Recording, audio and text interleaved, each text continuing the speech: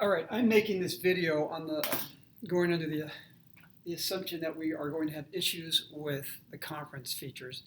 I'm sure we'll eventually work that out. God, I hope so. But be patient. I have some demos that you're going to go to from here. I've already made those, and I thought I'd be able to show you those through the conference feature. But if not, for reflection, the law of reflection. So the law of reflection states that the angle of incidence, theta I, incident angle, that's the angle of a wave going into something, incidence, angle of incidence equals the angle of reflection. The angle of reflection.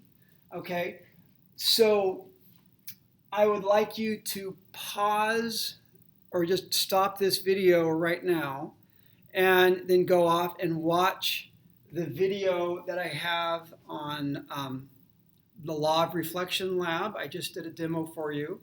Watch that and then come back here. All right, I'll stop for a moment.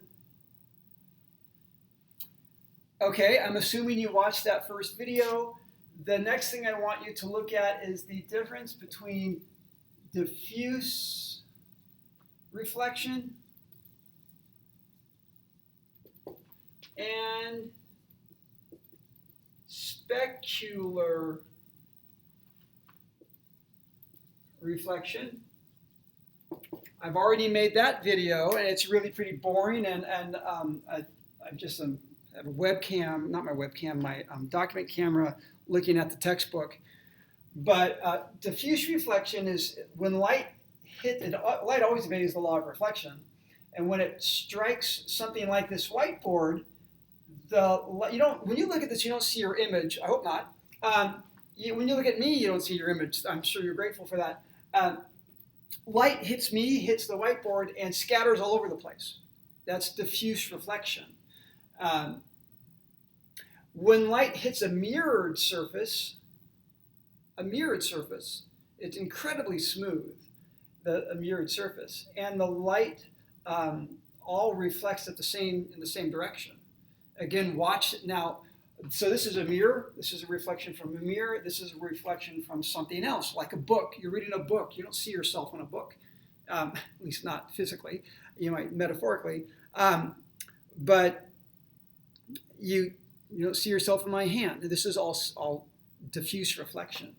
Okay, so watch the video that I made on specular and diffuse reflection, all right, types of reflection. I'm attaching those to the things to do list. Okay, I'll pause. All right, lastly,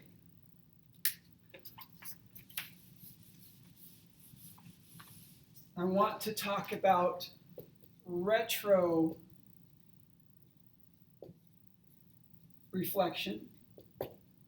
That's a great name, isn't it? Retroreflection. If you have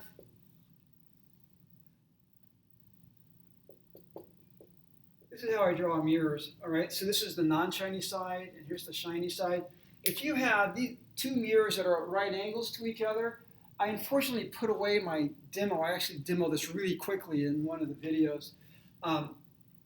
You'd actually need three of these because it needs to be three-dimensional, all right? Right angle, and then coming out at right angles. Okay, so it can capture at right angles, captures the light. And when the light enters a retroreflector, again, these are three mirrors at right angles to each other.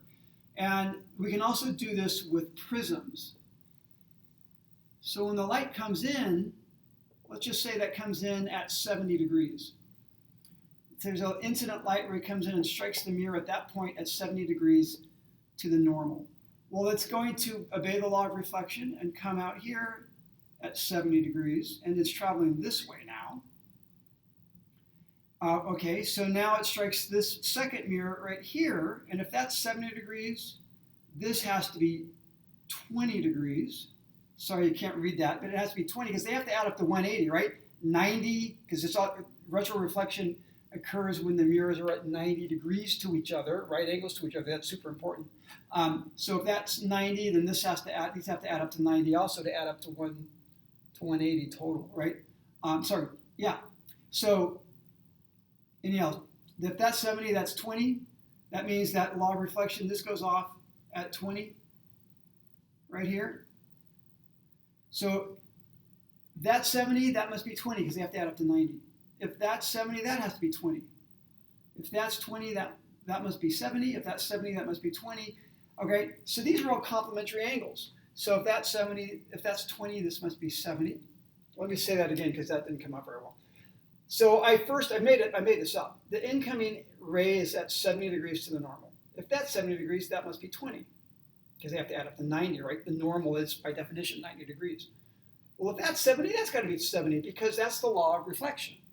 So if that's 70, that's got to be 20 because these are at right angles, which means that's 20, that's 70.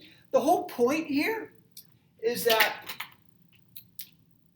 the incoming light ray and the final reflected light ray are parallel to each other.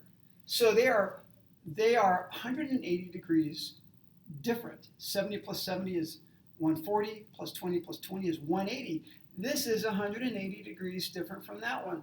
That is how reflectors work, like the reflectors on a bicycle or on the back of a car, or they put reflecting beads in paint so that when you shine at nighttime and you look at some signs, road signs, or the lines on the road, and they appear brighter. The reason why they appear brighter is because the light that normally light strikes something and it goes in all sorts of different directions, and only a small fraction goes back to your eye because it hits the back of hits something and it scatters diffusely, and only a part of it comes back to your eye. Whereas in a reflector, the light strikes it and it goes back 180 degrees right back towards you. It doesn't spread out. That's why reflectors appear brighter. That is this idea of retroreflection. That's the concept of a reflector. I would like you to watch the clip, the YouTube video that I attached.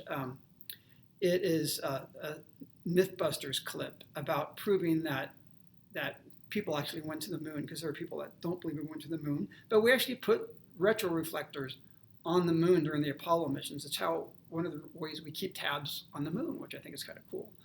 So as we know, for example, that the moon's getting further and further away because we can time those light pulses from the lasers that go out to the retroreflectors that the Apollo astronauts put there and come back. And it's taken a little bit longer. Every single year, the moon's getting slightly further away annually.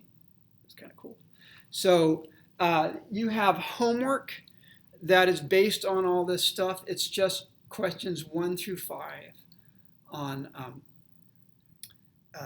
the same light homework sheet that that we did. We've already done question number 16 for that. All right, that one.